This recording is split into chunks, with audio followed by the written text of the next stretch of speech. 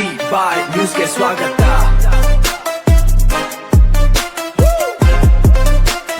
G-By ವಿಜಯ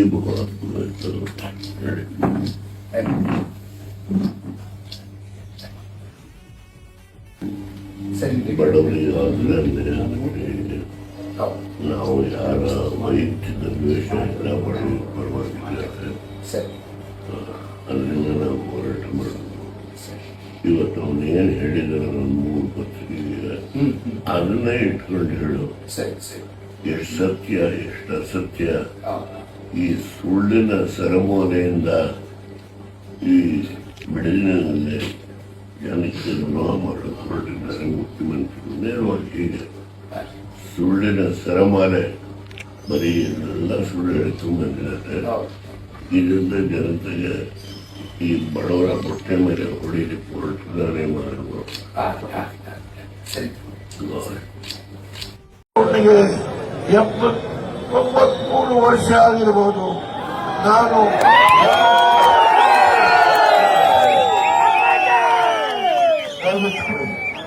ನನ್ನ ರೈತರ ಹೊಟ್ಟೆಯ ಮೇಲೆ ಹುಡುಗರು ನಿಮ್ಮ ಸೌಧವನ್ನು ಕಟ್ಟಲಿಕ್ಕೆ ಡೆಲ್ಲಿಯಲ್ಲಿ ನೀವೇನು ಯಾರ್ಯಾರಿಗೆ ಏನೇನು ಭರವಸೆ ಕೊಟ್ಟು ಬಂದಿದ್ದೀರೋ ಮುಖ್ಯಮಂತ್ರಿ ಆಗಲಿಕ್ಕೆ, ಸಿದ್ದರಾಮಯ್ಯ ತೆಗೆದು ಮುಖ್ಯಮಂತ್ರಿ ಆಗಲಿಕ್ಕೆ ನೀವು ಯಾರ್ಯಾರು ಏನೇನು ಸಹಾಯ ಮಾಡ್ತೀನಿ ಅಂತ ಹೇಳಿ ಬಂದಿದ್ದೀರೋ ಆ ಸಹಾಯವನ್ನು ಮಾಡಲಿಕ್ಕೆ ಇಲ್ಲಿ ರೈತರ ಹೊಟ್ಟೆ ಮೇಲೆ ಹೊಡೆದು ಈ ಜಮೀನನ್ನ ಯಾರಿಗೆ ನೋಡ್ಲಿಕ್ಕೆ, ಯಾವ ಕಂಪನಿಗೆ ನೋಡ್ಲಿಕ್ಕೆ, ಯಾರು ಇಲ್ಲಿ ಲೇಔಟ್ ಮಾಡಲಿಕ್ಕೆ ಮುಂದೆ ಬಂದಿದ್ದಾರೆ.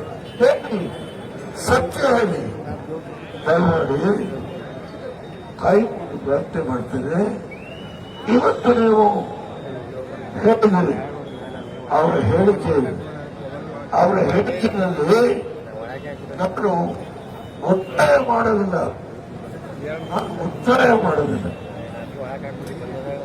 ಅವರಿಗೆ ಕೊಟ್ಟರೆ ತಗೊಳ್ತೀನಿ.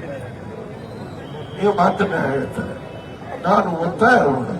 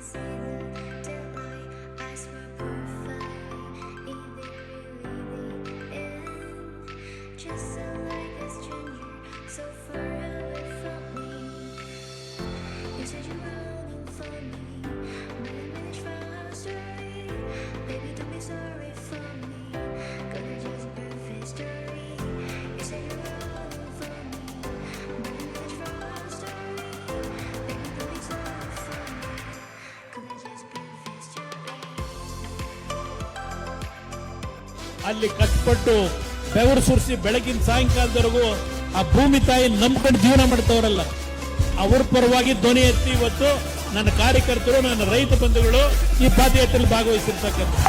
ರಾಜ್ಯ ಸರ್ಕಾರಕ್ಕೆ ರಿಯಲ್ ಎಸ್ಟೇಟ್ ದಂಧೆ ಅಷ್ಟೇ ಕಾಣ್ತಾ ಇರೋದು, ಆದ್ರೆ ಇಲ್ಲಿರ್ತಕ್ಕಂಥ ರೈತರಿಗೆ ಅವರ ಭಾವನೆಗಳಡಗಿದೆ. ಸಾಕಷ್ಟು ಜನ ಅವ್ರ ತಂದೆ ತಾಯಿ, ಅವ್ರ ತಾತ ಅಜ್ಜಿ ತೀರ್ಕೊಂಡು ಹೋಗಿರ್ತಕ್ಕಂಥ ಸಮಾಧಿ ಇದೆ, ಅವರ ಭಾವನೆಗಳಲ್ಲಿ ಅಡಗಿದೆ. ನಿಮಗೆ ಇದು ಒಂದು ರಿಯಲ್ ಎಸ್ಟೇಟ್ ಪ್ರಾಜೆಕ್ಟ್ ಅಷ್ಟೇ. ಈಗೇನೋ 4 ಜನಕ್ಕೆ ಮಿಠಾಯಿ ಅಂತವ್ರೆ ನೋಡ್ತಾ ಇದ್ದೀನಿ. ಯಾರಪ್ಪ ಇವ್ರಿಗೆ ಪವರ್ ಕೊಟ್ಟಿರೋದು? ಕಚೇರಿಲಿ ಕೂತ್ಕೊಂಡು ಅಧಿಕಾರಿಗಳ ಮುಖಾಂತರ ಅವ್ರ ಅಕೌಂಟಿಗೆ ಚೆಕ್ ಹೋಗಬೇಕು, ಬೀದಿಲಿ ಚೆಕ್ ಹಿಡ್ಕೊಂಡ್ಬಿಟ್ಟು ಚೆಕ್ ಕೊಟ್ಟಿದ್ದೀನಿ ನೋಡಿ ಇದನ್ನ ಹೇಳ್ಕೊಂಡು ಯಾವ ವ್ಯಾಪಾರ ಮಾಡಕ್ ಕೊಟ್ಟಿದ್ದೀರಪ್ಪ? ಇದು ರೈತರ ಬದುಕಿನ ಪ್ರಶ್ನೆ. ರೈತರ ಎದೆ ಮೇಲೆ ಮರಣ ಶಾಸನವನ್ನ ಬರೀತಕ್ಕಂಥ ಈ ರಾಜ್ಯ ಸರ್ಕಾರದ ಪತನಕ್ಕೆ ಬಹುಶಃ ಇವತ್ತಿನ ಪಾದಯಾತ್ರೆ ಏನು ಪ್ರಾರಂಭ ಆಗಿದೆ, ಅದಕ್ಕೆ ಶಂಕುಸ್ಥಾಪನೆಯನ್ನು ಮಾಡತಕ್ಕಂಥದಕ್ಕೆ ತಾವೆಲ್ಲರೂ ಕೂಡ ಸನ್ಮಾನ್ಯ ಕುಮಾರಣ್ಣ ಅವರ ಒಂದು ಆಶೀರ್ವಾದದಲ್ಲಿ, ಸನ್ಮಾನ್ಯ ದೇವೇಗೌಡರ ಸಾಹೇಬರ ಮಾರ್ಗದರ್ಶನದಲ್ಲಿ ಇವತ್ತು ನೀವೆಲ್ಲರೂ ನಡಿಬೇಕಾಗಿದೆ. ನಾನು ಈ ಮಾಧ್ಯಮಗಳಲ್ಲಿ ಇಲ್ಲೇನು ಈಗ ಹೊಸದಾಗಿ ಮಂತ್ರಿಗಳಾಗಿದ್ದಾರೆ ಈ ಭಾಗದಲ್ಲಿ ಅವರ ಹೇಳಿಕೆಯನ್ನು ನೋಡಿದ್ದೇನೆ. ಆದರೆ ಪ್ರಾಯಶ್ಚಿತ ಪಾದಯಾತ್ರೆ ಅನ್ನುವಂಥದ್ದನ್ನ ಹೇಳಿಕೆಯನ್ನು ಏನು ಕೊಟ್ಟಿದ್ದಾರೆ ಅದು ನಮಗೆ ಕೊಟ್ಟಿರ್ತಕ್ಕಂಥ ಹೇಳಿಕೆ ಅಲ್ಲ, ಈ ಭಾಗದಲ್ಲಿರ್ತಕ್ಕಂಥ ರೈತರಿಗೆ ಅವಹೇಳನಕಾರಿಯಾಗಿ ಹೇಳಿರ್ತಕ್ಕಂಥ ಮಾತು ಅಂತ ನಾವು ಅಂದ್ಕೊಂಡಿದ್ದೀವಿ. ಅದು ಸಂಪೂರ್ಣ ಸುಳ್ಳು. ಯಾಕೆಂದರೆ ದೇವೇಗೌಡರ ಕುಟುಂಬದಲ್ಲಿ ಎಲ್ಲ ಥರ ರಾಜಕೀಯವನ್ನು ನೋಡಿರ್ತಕ್ಕಂಥದ್ದು. ಹಾಗಾಗಿ ನಿಖಿಲ್ ಕುಮಾರಸ್ವಾಮಿ ಅವರು ಒಬ್ಬರು ಶಾಸಕರಾಗಬೇಕು ಅಥವಾ ಲೋಕಸಭಾ ಸದಸ್ಯರಾಗಬೇಕು ಅನ್ನುವಂಥ ಈ ಪಾದಯಾತ್ರೆ ಏನು ಬೇಕಾಗಿಲ್ಲ. ಅವ್ರದ್ದೇ ಆದಂಥ ಹಿನ್ನೆಲೆ ಇದೆ. ಹಾಗಾಗಿ ಕಾಲ ಬಂದಾಗ ಅವ್ರು ಖಂಡಿತ ಶಾಸಕರು ಆಗ್ತಾರೆ, MP ಆಗ್ತಾರೆ, ಎಲ್ಲವೂ ಅಭಿವೃದ್ಧಿ ಆಗ್ತಾ ಇರೋದು. ಲೂಟಿ ಹೊಡಿತಾ ಇರ್ತಕ್ಕಂಥದ್ದು ಇವತ್ತು ಈ ಕರ್ನಾಟಕದಲ್ಲಿ ಆಡಳಿತ ಮಾಡ್ತಾ ಇರ್ತಕ್ಕಂಥ ಮುಖ್ಯಮಂತ್ರಿಗಳಿಗೆ ನಾನು ಹಿಂದೆ ಕೂಡ ಹೇಳಿದ್ದೇನೆ, ಕಾಮಾಲೆ ಕಣ್ಣು ಅನ್ನುವಂಥದ್ದು. ಯಾಕೆಂದರೆ 517 ದಿನಗಳಿಂದ ಇವರು ಬಂಜರು ಭೂಮಿ ಅಂತ ಹೇಳ್ತಾ ಇದ್ದಾರೆ. ನಾವು 11 ಕಿಲೋಮೀಟರ್ ಪಾದಯಾತ್ರೆ ಮಾಡ್ತಕ್ಕಂಥ ಸಂದರ್ಭದಲ್ಲಿ ಎರಡೂ ಬದಿಯಲ್ಲಿ ತೆಂಗಿನ ತೋಪುಗಳನ್ನು ನೋಡಿದ್ವಿ, ಎರಡೂ ಬದಿಯಲ್ಲಿ ಅಡಿಕೆ ತೋಪುಗಳನ್ನು ನೋಡಿದ್ವಿ, ರೇಷ್ಮೆ ಬೆಳೆಯುವಂಥದ್ದನ್ನು ನೋಡಿದ್ದೇವೆ, ಮತ್ತು ತರಕಾರಿಗಳನ್ನ ಬೆಳೆಯುವಂಥದ್ದನ್ನು ನೋಡಿದ್ದೇವೆ, ಮತ್ತು ಬಾಳೆ ಬೆಳೆಯುವಂಥದ್ದನ್ನು ನೋಡಿದ್ದೇವೆ.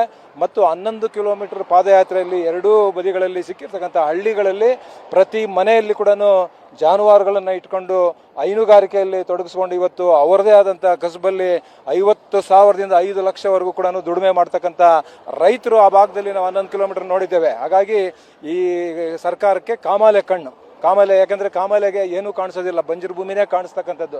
ಇವತ್ತು ಇವ್ರ ಯೋಗ್ಯತೆಗೆ 517 ದಿನದಿಂದ ಪಾದಯಾತ್ರೆ ಅಲ್ಲಿ ಪ್ರೊಟೆಸ್ಟ್ ಮಾಡ್ತಾ ಇದ್ದಾರಲ್ಲ ರೈತರು, ಅಲ್ಲಿ ಹೋಗಿ ನಿಮ್ಮ ಕಷ್ಟ ಏನು, ಯಾಕೆ ಮಾಡ್ತಾ ಇದ್ದೀರಾ ಏನು ಅನ್ನುವಂಥದ್ದನ್ನು. ಹಾಗಾಗಿ ನಾವು ಡಿಸೈಡ್ ಮಾಡಿದ್ದೀವಿ, ನಾವೀಗ 11 ಕಿಲೋಮೀಟರ್ ಅಷ್ಟೇ ಅಲ್ಲ, ಮಾಧ್ಯಮಗಳಲ್ಲಿ ಈಗಾಗಲೇ ನಾನು ತಿಳಿಸಿದ್ದೇನೆ, ಅಲ್ಲಿ ಬೈರಮಂಗಲದಿಂದ ಬೆಂಗಳೂರು ಫ್ರೀಡಮ್ ಪಾರ್ಕ್ವರೆಗೂ ಕೂಡ 2ನೇ ಹಂತದಲ್ಲಿ 3 ದಿನಗಳ ಕಾಲ ಪಾದಯಾತ್ರೆ ಮಾಡ್ತೇವೆ ಅನ್ನುವಂಥದ್ದನ್ನು ಹೇಳಿದ್ವಿ.